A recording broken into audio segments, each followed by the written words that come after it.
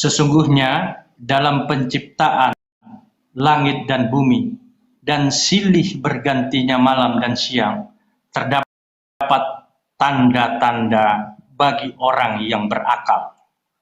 Nah, dari ayat ini, saudara-saudaraku sekalian, kita bisa mendapati satu informasi yang sangat jelas, bahwa Islam itu diprioritaskan sehat. Dan alhamdulillah, kita yang berislam ini kategori adalah manusia-manusia yang berakal sehat. Alhamdulillah. Saya mau menyambungkan pernyataan Ibu tadi, yang dimana diskusi dengan Bunda Hesti mengatakan bahwa orang Kristen itu tempatnya neraka. Itu sudah sangat benar. Bukan pernyataan sepihak yang berangkat dari pernyataan orang Islam. Kita bisa lihat di Matius pasal 22 ayat 27 apa Yesus katakan di sana. Jawab Yesus kepadanya, bukan setiap orang yang berseru kepadaku Tuhan, Tuhan akan masuk ke dalam kerajaan sorga, melainkan dia yang melakukan kehendak Bapakku yang di sorga. Jadi di ayat ini sudah sangat jelas.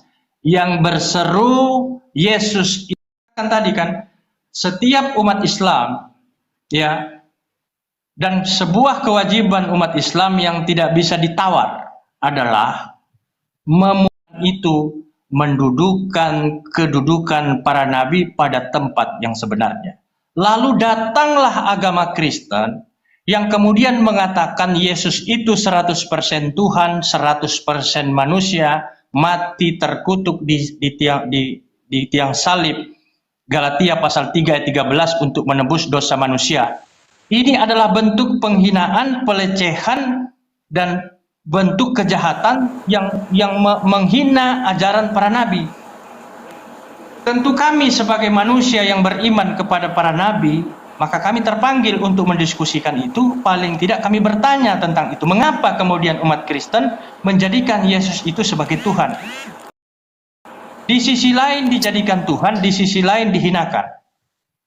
Kan itu yang perlu kita pertanyakan. Islam, pernah nggak Islam itu kemudian berdebat dengan orang Hindu? Tidak. Pernah orang Islam berdebat dengan orang Buddha? Tidak. Ini datang sebagai pelaku tertuduh yang dimana Yesus katakan, wahai umat Kristen, kalian adalah pelaku pembuat kejahatan, enyahlah daripadaku. Jadi sudah sangat-sangat jelas bahwa Kristen di sini sebagai tertuduh pelaku pembuat kejahatan, di mana kejahatan yang paling besar yang dilakukan oleh umat Kristen adalah menjadikan Yesus itu sebagai Tuhan. Itu yang perlu kita luruskan. Bapak itu salah tanggap terhadap pemahaman Matius 7 ayat 21. Justru ayat itulah yang menyatakan atau yang menunjukkan bahwa Yesus menyatakan dirinya sebagai Tuhan.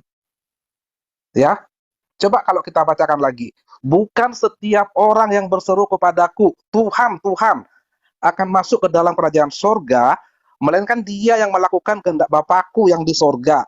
Kata kuncinya adalah bukan setiap orang. Bukan setiap itu artinya tidak semua. Jadi tidak semua yang berseru Tuhan ke Yesus akan masuk surga. Apa artinya kalau tidak semua?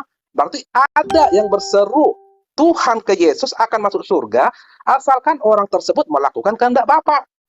Jadi pertanyaan di sini, siapa yang berseru kepadaku Tuhan, Tuhan? Orang Kristen. Apakah orang Islam berseru kepada Yesus Tuhan, Tuhan? Tidak.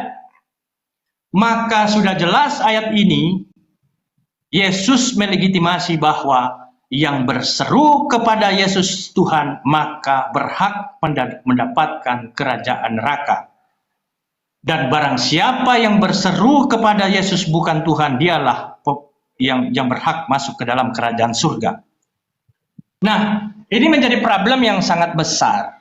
Lalu kenapa kemudian umat Kristen menjadikan Yesus itu sebagai Tuhan? Siapa yang paling bertanggung jawab menjadikan Yesus Tuhan dan kemudian diikuti oleh umat Kristen? Paulus.